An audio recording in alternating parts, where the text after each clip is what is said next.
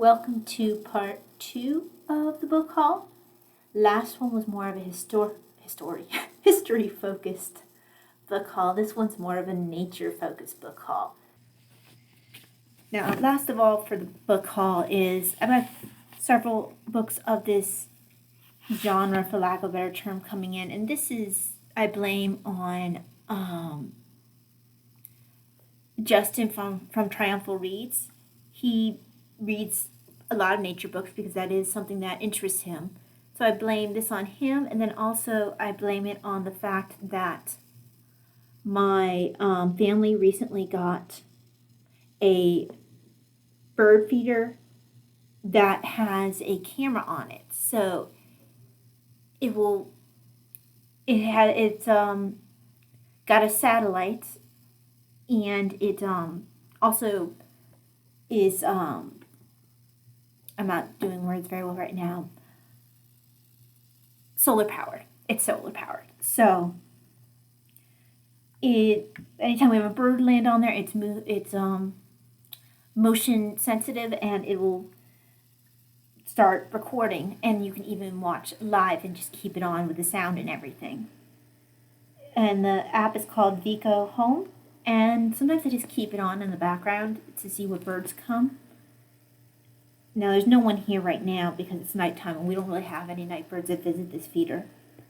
But I've been really enjoying it, and one of the things that's made me want to do is have some books on birds nearby. Now, I picked up a different book on birds that had been recommended by Justin in a different video. I think it was just said Birds of Virginia. He had one, Birds of whatever his area is, and it's organized by color.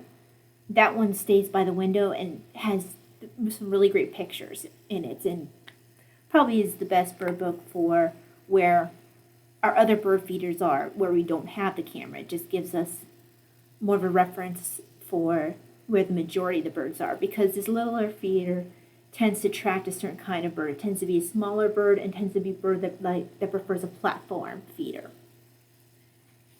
So for my room, when I'm looking at in my little cave, because I have light sensitivity, I live a lot of times in a dark room, I will keep my phone with the bird feeder where I can see it, and then if I see a cool bird, I had just received this in today, but I'll start looking it up. So like today, well, I love the brown-headed cowbird anyway.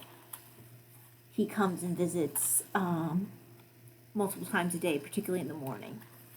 Around 6 a.m. is usually when I start seeing him.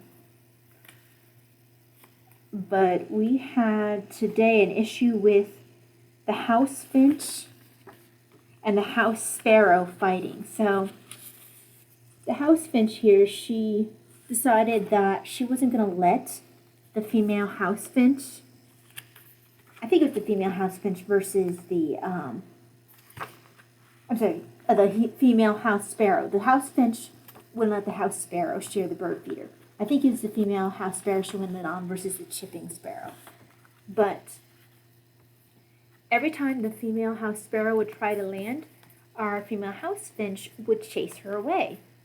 So finally, the female house sparrow had to go get a buddy, and the two of them were able to, kind of duke it out with the house finch, and all three of the ladies decided to share the feeder.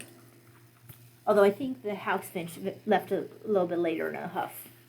Now, I did get a male one a little bit later, which is cool because he's really pretty. And I think we also got, even though they usually are in this area during the winter, I think I saw a dark-eyed junco. But what I like about this particular book is, for one thing, I wanted one that went through what the song sounds like. So, like for the cowbird, which I was having trouble describing the sound for the cowbird. So they'll say the song is a low and long gurgle call note. Low and long gurgle call notes, and high thin notes in flight. So I like the fact that it describes what the song is. So it goes through the description of the bird, and then its behavior. So, like juncos generally are ground feeders, and they mix with other songbirds. Whereas if you have the stuff about the cowbirds, I love my cowbirds. The brown-headed cowbird is a parasitic bird that deposits its eggs in the nests of other birds. It will often remove the host's eggs to make room for its own egg.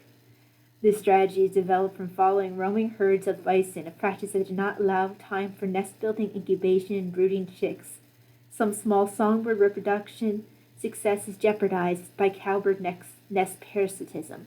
Cowbirds have expanded their range as humans develop land and clear forests. Now, I read in a different book, I think it was the other one, that cowbirds' eggs tend to hatch sooner than a lot of times the other birds' eggs in the nest around them if they don't knock the other eggs out to make room for their cowbird eggs. But if the birds who have these foundlings in their nests, if they don't reject the cowbird babies altogether, they will sometimes give the cowbird, they call them chicks? I'm just going to say babies. Attention over their own. So, yeah, the cowbirds amuse me. So yeah, I'll tell you stuff about their behavior, about their song, their habitat, and their nesting patterns, the area that they range, and their size, including their wingspan. And they have a nice little chart down here that tells you, like, not sure how well you can see that. It gives you an idea of what size range you're looking at, and then how to track them. And at the very back, it has some information about, what kind of feeds attract each bird, which feeds they mostly prefer. Some reference materials, best places to put certain feed for certain birds. Some about bird baths, vegetation for backyard birds, so trees and shrubs and flowers.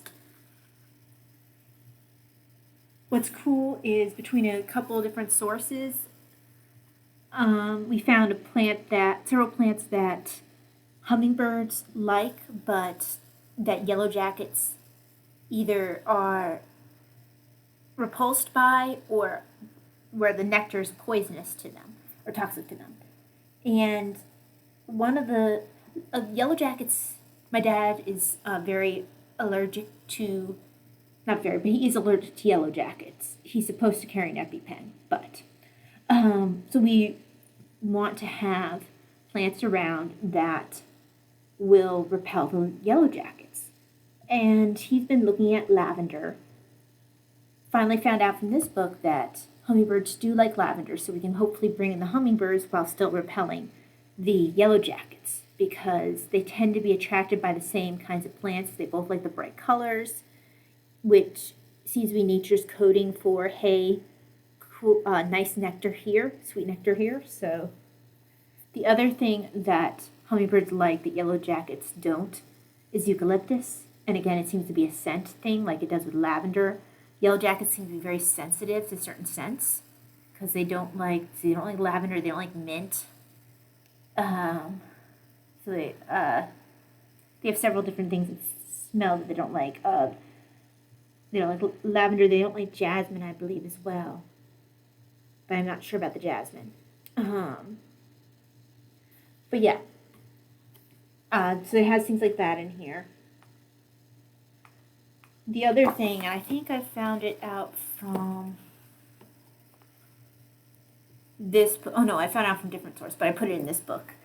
This is my hummingbird book. But apparently yellow jackets also aren't attracted to tulip vines because the nectar is toxic to them. But hummingbirds do just fine with them. And it has that shape to it. There's a tulip vine. I think I said that wrong. Let me double check. I think I said that wrong.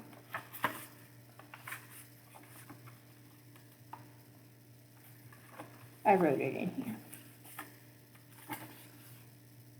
Trumpet vine is what I meant to say. Blech.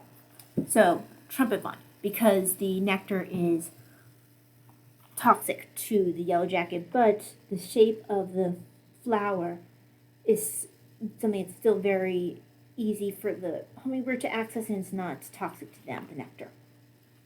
So this book is kind of cool because the pictures are all drawn.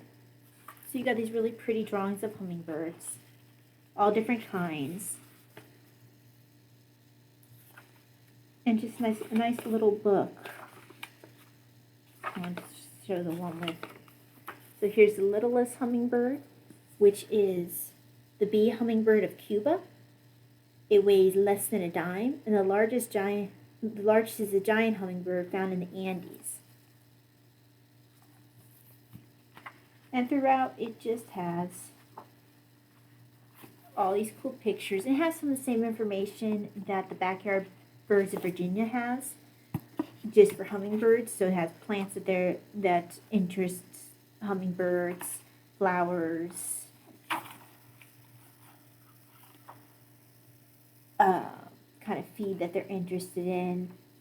The fact that they like bird baths that are more shallow with some little rocks in there so they can perch a little bit easier.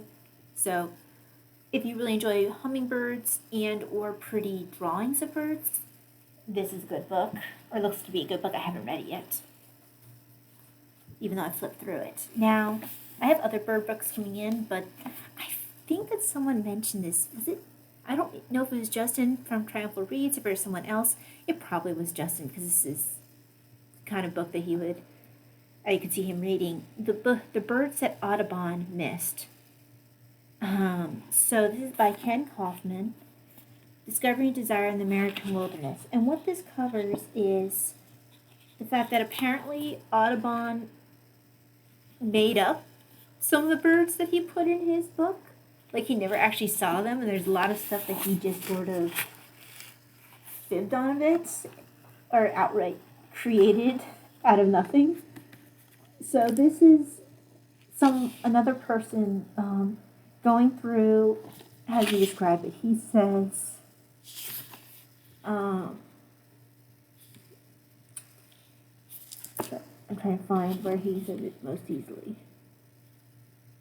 Renowned naturalist Ken Kaufman examines the scientific discoveries of John James Audubon, and his artistic and ornithologist peers show how what they saw and what they missed reflect how we perceive and understand the natural world.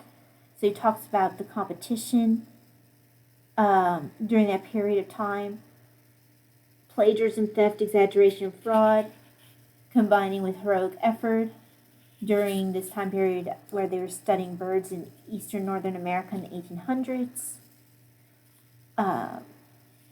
Most famous name in bird world was John James Audubon, who painted spectacular portraits of birds. But although his images were beautiful, creating great art was not his main goal. Instead, he aimed to illustrate and write about as many different species as possible. Obsessed with trying to outdo his rival. Let's see. George Ord, a fan and protege of his rival, held a bitter grudge against Audubon for years, claiming he had faked much of his information and scientific claims. And a few of Audubon's birds were pure fiction, and some of his writing was invented or plagiarized. Here, renowned bird expert and artist Ken Kaufman explores this period in history from a new angle by considering the birds these people discovered, and especially the ones they missed. Kaufman has created portraits of the birds that Audubon never saw, attempting to paint them in that artist's own stunning style as a way of examining the history of natural sciences and nature art. He shows how our understanding of birds continues to gain clarity even as some mysteries persist from Audubon's time until ours. So this is combining my increasing interest in birds, but also my already existing interest in art. So let's see, I think these are both pieces of art by, I'm trying to see if this is actually Audubon's work or if this is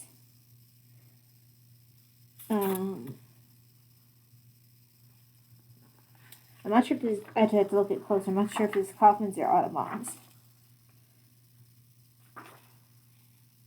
I want to say that this one is Kaufman's, but I'm not sure. I have to actually read the book.